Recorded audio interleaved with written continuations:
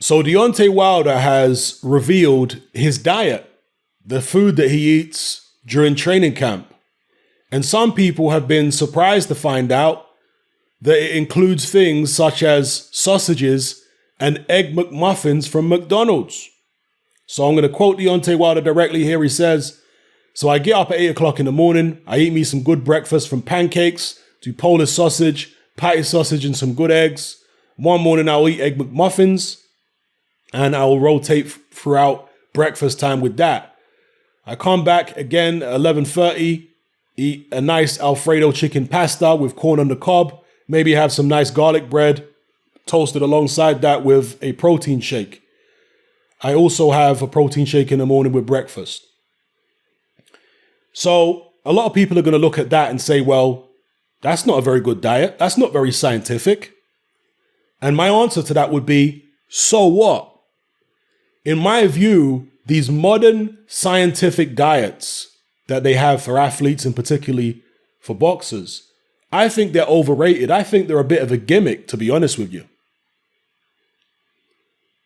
If you are a fighter who is trying to make weight, let's say you're a welterweight, there's a weight limit, I can understand the benefit of having a nutritionist if you're struggling to make that weight, because he can come in and say, or he or she can come in and say, okay, you're eating this and this is going to put extra weight on you. This is going to make you retain more water, so on and so forth. And they can cut certain things out which allow you to make the weight more easily. But if you're talking about heavyweights, they don't have to worry about making weight. For them, their diet just needs to allow them to perform to the best of their ability. And when you've got a guy like Deontay Wilder who's ripped, he's chiseled. All right? All he needs to worry about, because he's already chiseled, he's not carrying loads of excess body fat around with him. So all he needs to worry about is that, does his diet give him enough energy? And obviously it does. One thing I always try and stress to people is that there is no one size fits all diet for everybody. People have got different bodies, different metabolisms. People are different races. They come from different parts of the world where your phenotype is different.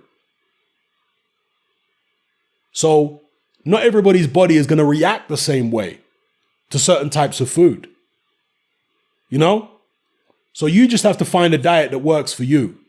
Don't listen to what some person who said they went to university and have got a degree in nutrition and they're acting like there's one size fits all way to fuel an athlete. They're talking a load of rubbish, because the proof is in the pudding. Know your own body. Try different diets and see what works for you. See what actually gives you the most energy and makes you feel the sharpest. Because I've tried diets in the past, right? So I'm talking from personal experience. I've tried diets in the past that are more scientific, where you're cutting this out and you're cutting that out and you're going with these, superfoods and all this kind of stuff, which is supposed to give you loads of energy. And it didn't give me loads of energy. When I was training, even now, when I'm training, the thing which gives me more energy than everything, which is something people say, oh no, you shouldn't eat that. That's not scientific. The thing which gives me more energy than anything is white pasta. Just plain old spaghetti, organic white spaghetti, not wholemeal spaghetti. When I eat that, it don't give me as much energy. When I eat just standard white spaghetti pasta with some nice spaghetti sauce, that gives me way more energy than anything else. More than sweet potatoes, more than, green banana, more than plantains and yams, more than, brown rice, anything. More than potatoes. Trust me. The only thing that gives me a hell of a lot of energy is white pasta. And I've been on those diets for months, other diets. Didn't work, didn't give me as much energy as just plain old pasta, which has me bouncing around the gym like a heavyweight Manny Pacquiao. Training for hours with loads of energy at the end of my session. Yeah, whatever works for you works for you. So if this, and evidently it is, if this diet is working for Deontay Wilder, well, if it ain't broke, don't fix it. I don't think people should be criticizing this diet. I mean, look at his body. He's in great shape. He's got plenty of energy. So ain't no issue with what he's eating. I'm sure McDonald's will like the free promotion as well. the free endorsement. So yeah, that's what I'll say about that. People put far too much trust in these scientific diets and all this kind of stuff, in my opinion. They're overrated. If some of them work for you, good for you. But don't think that they're going to work equally well for everybody, because for some people, they're going to be terrible. And it's actually going to result in a deterioration of your performance in the gym.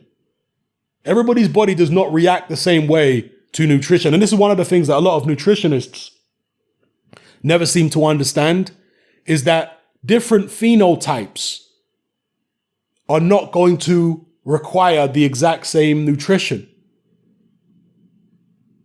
The body of a sub-Saharan African is adapted to a particular climate, to a particular diet over the course of thousands of years.